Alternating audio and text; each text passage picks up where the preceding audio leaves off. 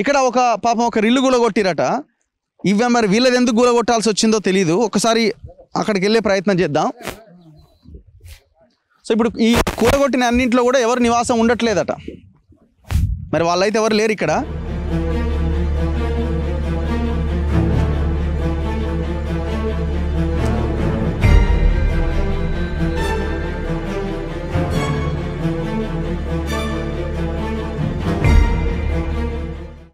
కాదు మీ ఇల్లేది ఇదా? ఎంతమంది ఉంటారు ఇంట్లో? ఫ్యామిలీ ఉంటాం మా ఆయన నేను మా పిల్ల. ఏ ఊరు మీది? మేము ఇక్కడనే ఉంటున్నాం.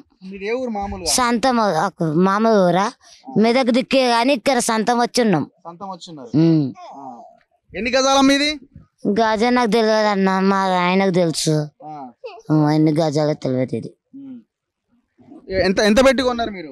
మేము అప్పుడు 11 లక్షలు పెట్టుకున్నాం. ఆయన పేరు కూడా వస్తలేదు. ఎవరమ్మా? ఎవరికి ఇచ్చారు ఏమన్నా గుర్తుందా? అంటే గుర్తుకు సార్ సరంగా ఇట్లా చెప్పాలి ఏమర్థమైతే. నిన్న ఈ టైంకి వచ్చినది ఈ టైం వరకు గులగొట్టేసి. మిగతా వాళ్ళందరూ ఇంట్లో ఉన్న వాళ్ళది గులగొట్టలేదా? మాది నిన్న కొస్తకొస్తేనే మాది గులగొట్టినారు. నిన్న కొస్తకొస్తేనే మావే గులగొట్టినారు. అక్కడికి గులగొట్టుకుంటే వచ్చినారు. ఇక వాళ్ళే మావన్నీ గులగొట్టేసినారు. ఏమంది ఇక నిన్న ఈ టైంకి సామాన్ బయట పెట్టుకున్నాం. కాదమ్మా మిగతా ఇళ్ళల్లో ఉన్న వాళ్ళది గులగొట్టలేదు అన్నారు కదా, మరి మీదెందుకు గులగొట్టారు? అందరి గులగొట్టారు, ఆపేసారు. ఇంకా 10 రోజులు టైం ఇచ్చారు కదా సార్. 10 రోజులు టైం ఇచ్చారు వీటి కూడా. నువ్వేడ మాట్లాడదావు అమ్మా. ఇంత పెద్ద ఇల్లేనా మీది? కూడా 60 గజాలే ఉంటుందా? 60 గజాలు ఉంటుంది. రేకులు వేసుకున్నారా? రేకులే, శిలాబేడ వేసినాం సార్. శిలాబేద గుల్తుండినా రేకులే. ఏంటోళ్ళమ్మా మీరు? మేము ఇప్పుడు మీది ఒక్కటే ఇల్లు గులగొట్టి? లేదు, 4 ఇండ్లు.